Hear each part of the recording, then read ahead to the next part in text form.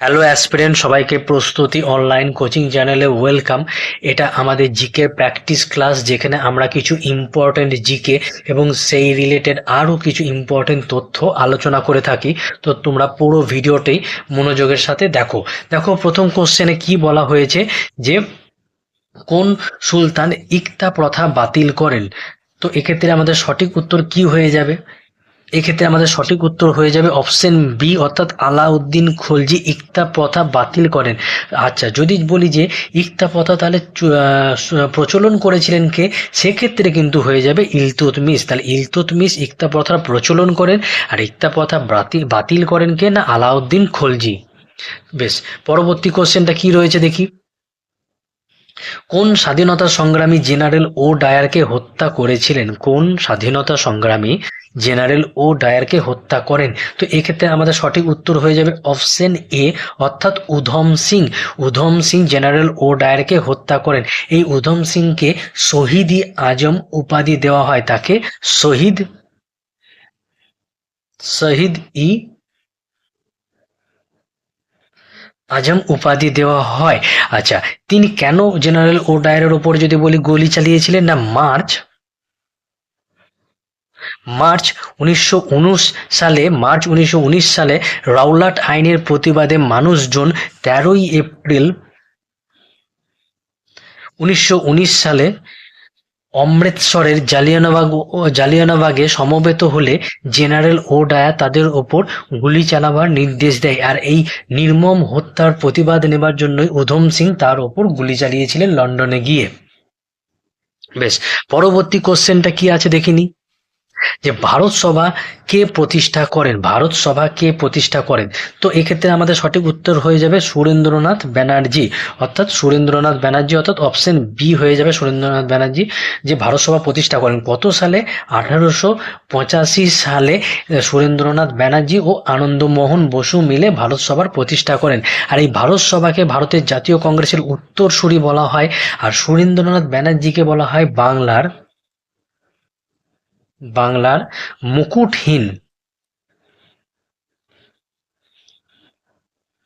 মুকুটহীন রাজা বলা হয় সুরেন্দ্রনাথ ব্যানার্জিকে। আর সুরেন্দ্রনাথ ব্যানার্জির আত্মজীবনীমূলক বইটির নাম যদি বলি, সেক্ষেত্রে হয়ে যাবে a nation in making. Nation in making হয়ে যাবে সুরেন্দ্রনাথ ব্যানার্জির আত্মজীবনীমূলক বই। বেশ, পরবর্তী কোশ্চেনটা কি রয়েছে একটু দেখা যাক। যে হেপাটাইটিস কি ঘটিত রোগ? তো এক্ষেত্রে আমাদের সঠিক উত্তরটা হয়ে যাবে অপশন বি হয়ে যাবে সঠিক উত্তর, অর্থাৎ হেপাটাইটিস হলো একটি ভাইরাস ঘটিত রোগ। এই ভাইরাস কেবলমাত্র, মাথায় রাখবে যে ভাইরাস কেবলমাত্র সজীব কোষেই বংশ বিস্তার করে। আর ভাইরাস প্রথম চিহ্নিত বা আইডেন্টিফাই করেন কে? সেক্ষেত্রে হয়ে যাবে স্ট্যানলি। আর যদি বলি যে ভাইরাস প্রথম আবিষ্কার করেন কে, সেক্ষেত্রে হয়ে যাবে গুটি বসন্ত বা স্মল পক্সের টিকা আবিষ্কারক এডওয়ার্ড জেনার। তাহলে ভাইরাস প্রথম চিহ্নিত করেন স্ট্যানলি, কিন্তু এটি প্রথম আবিষ্কার করেন গুটি বসন্ত বা স্মল পক্সের টিকা আবিষ্কারক এডওয়ার্ড জেনার। আচ্ছা, কিছু ভাইরাস ঘটিত রোগ যেগুলো পরীক্ষায় আসার মতন বা এসে থাকে কি কি হতে পারে? একটা তো হেপাটাইটিস গেল, আর ইনফ্লুয়েঞ্জা, এনকেফেলাইটিস, পোলিও, আমাশয়, ডেঙ্গু প্রভৃতি। জিকা ভাইরাস, এখান থেকে একটা কোশ্চেন আলোচনা করে দিই, যে জিকা ভাইরাস প্রথম কোথায় দেখা গেছিল? উগান্ডায়। জিকা ভাইরাস প্রথম দেখা গেছিল উগান্ডায়, আর এটি ছড়িয়েছিল কার দ্বারা? না, এডিস মশা দ্বারা। আর উগান্ডার রাজধানী কি? সেক্ষেত্রে হয়ে যাবে কাম্পালা। কাম্পালা হয়ে গেল উগান্ডার রাজধানী। আর নিপা ভাইরাস, যদি বলি নিপা ভাইরাস প্রথম কোথায় নজরে এসেছিল? সেক্ষেত্রে হয়ে যাবে মালয়েশিয়া। আর এটি কার দ্বারা ছড়িয়েছিল? এটি শুকরের দ্বারা ছড়িয়েছিল। আর যদি বলি যে মালয়েশিয়ার রাজধানীর নাম কি? সেক্ষেত্রে হয়ে যাবে কুয়ালালামপুর। আর মালয়েশিয়ার মুদ্রার নাম কি? এটাও বারবার পরীক্ষায় আসতে দেখা যায়, রিঙ্গিট। আচ্ছা, ব্যাকটেরিয়া ভাইরাস থেকে পৃথক কোন ক্ষেত্রে যদি বলি, সেক্ষেত্রে হবে ডিএনএ ও আরএনএ এর ক্ষেত্রে। বেশ, তো পরবর্তী কোশ্চেনটা দেখা যাক কি আছে। মানবদেহে মেলিয়াস হাড় কোথায় রয়েছে? মানবদেহে মেলিয়াস হাড় কোথায় রয়েছে? তো সঠিক উত্তরটা হয়ে যাবে এখানে আমাদের অপশন বি, অর্থাৎ মধ্যকর্ণে রয়েছে মেলিয়াস হাড়। আচ্ছা, যদি বলি যে মানবদেহের ভারসাম্য কে রক্ষা করে, তাহলেও হয়ে যাবে কান, অথবা গুরু মস্তিষ্ককেও তোমরা এই লঘু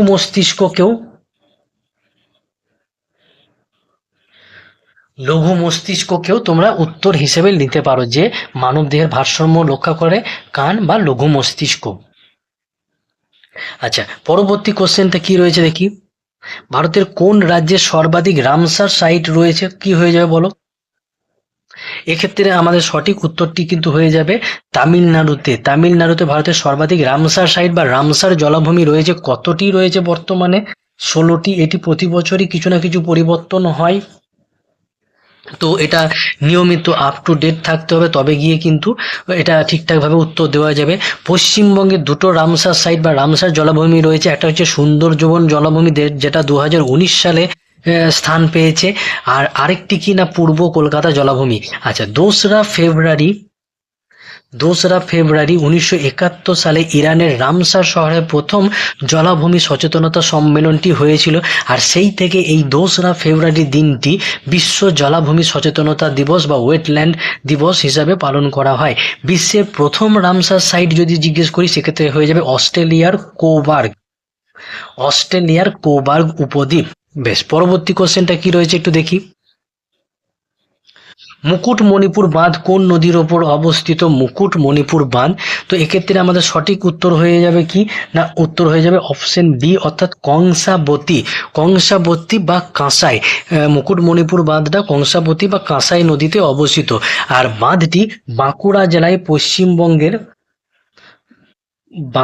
জেলায় অবস্থিত, এবং এটি ভারতের দ্বিতীয় বৃহত্তম মাটির বাঁধও বলতে পারো। মুকুটমণিপুর বাঁধকে ভারতের দ্বিতীয় বৃহত্তম মাটির বাঁধ বলা যায়, এবং এটি বাঁকুড়া জেলায় অবস্থিত। কংসাবতী, রূপনারায়ণ, কোশি এগুলি গঙ্গার বাম তীরের উপনদী। কংসাবতী, তারপরে তোমার রূপনারায়ণ, কোশি এগুলি গঙ্গার বাম তীরের উপনদী। বেশ, পরবর্তী কোশ্চেনটা কি রয়েছে। ভারতের নীল বিপ্লবের জনক কাকে বলা হয়? নীল বিপ্লব বা ফাদার অফ ব্লু রিভলিউশন কাকে বলা হয়? সেক্ষেত্রে কি উত্তর হবে? তো এক্ষেত্রে আমাদের সঠিক উত্তর হয়ে যাবে অপশন এ, অর্থাৎ হীরালাল চৌধুরীকে বলা হয় ভারতের নীল বিপ্লবের জনক, এবং এটি কিসের সাথে জড়িত? মাছ উৎপাদনের সাথে জড়িত। আচ্ছা, বি নম্বরে যেটা রয়েছে ভার্গিস কুরিয়েন, তিনি কিসের সাথে জড়িত?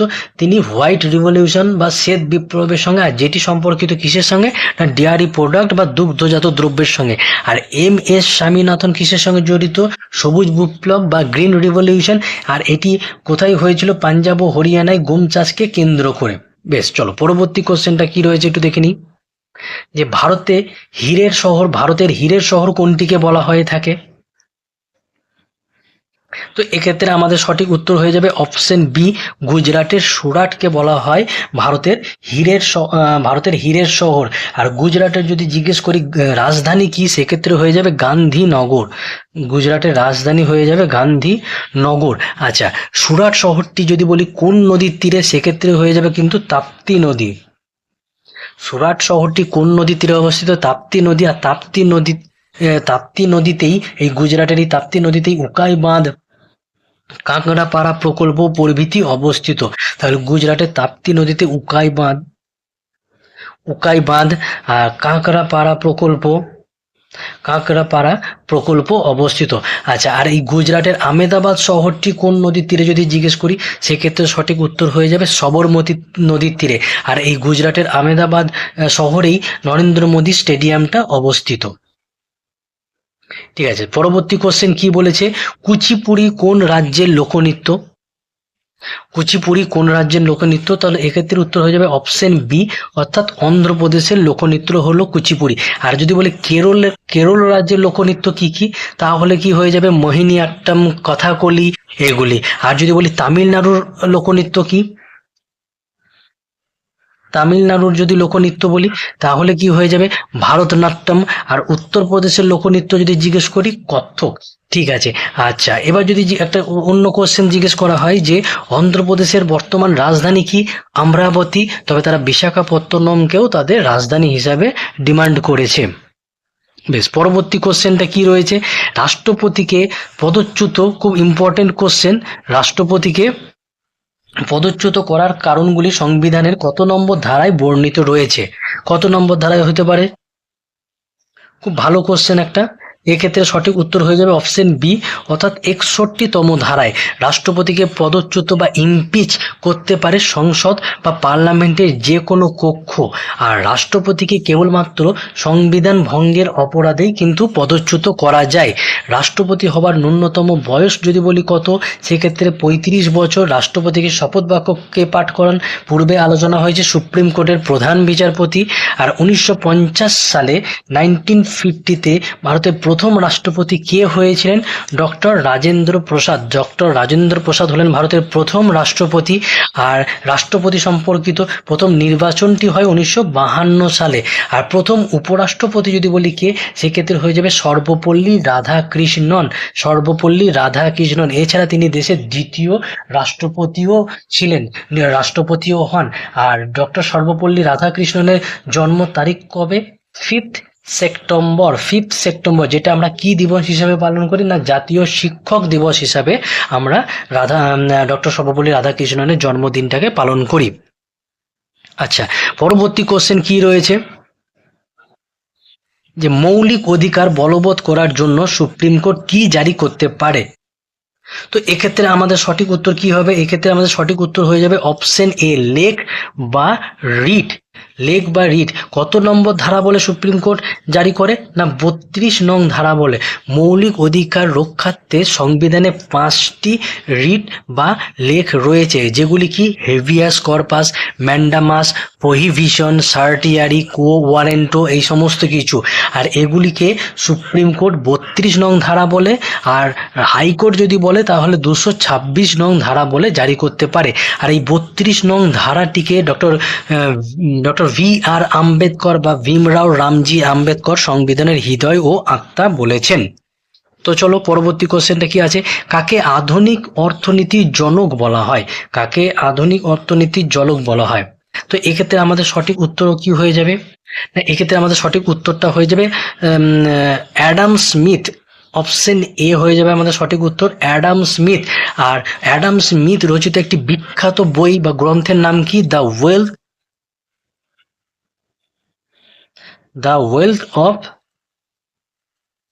Wealth of nation.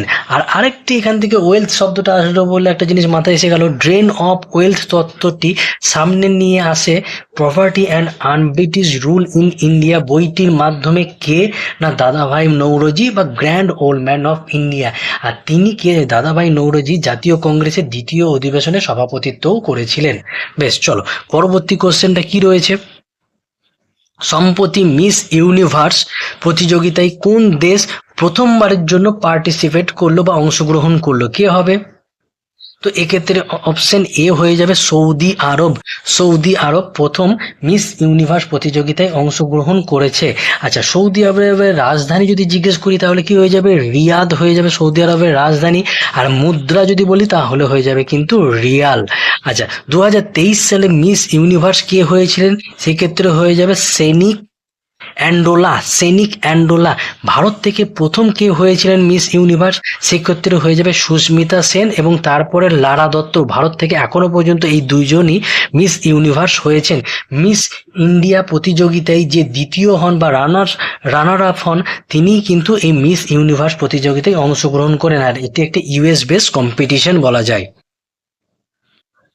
পরবর্তী অর্থাৎ আমাদের আজকের জিকে লাস্ট কোশ্চেন, 2024 সালে কোন আইপিএল দল সর্বাধিক রান করে রেকর্ড গড়ল? কোনটি হয়ে যাবে? তো এক্ষেত্রে আমাদের অপশন হয়ে যাবে অপশন এ, সানরাইজ হায়দ্রাবাদ সর্বাধিক রান করেছে 2024 সালে। আচ্ছা, হায়দ্রাবাদের যদি বলি রাজধানী কি, সেক্ষেত্রে হয়ে যাবে তেলেঙ্গানা।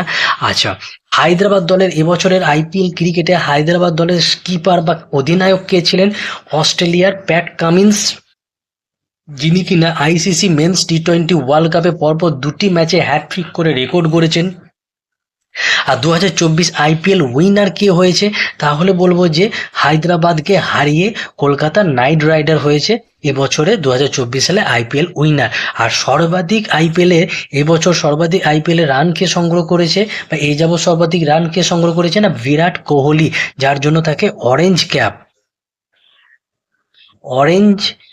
প্রদান করা হয়েছে। আর 2008 সালে প্রথমবার আইপিএল টুর্নামেন্টটি হয়েছিল, যেখানে চেন্নাইকে হারিয়ে জয়ী হয়েছিল রাজস্থান রয়্যালস। তো আজকের ভিডিওটা এই পর্যন্তই। তোমাদের সঙ্গে আবারও দেখা হবে পরবর্তী কোনো ইম্পর্টেন্ট ভিডিওতে।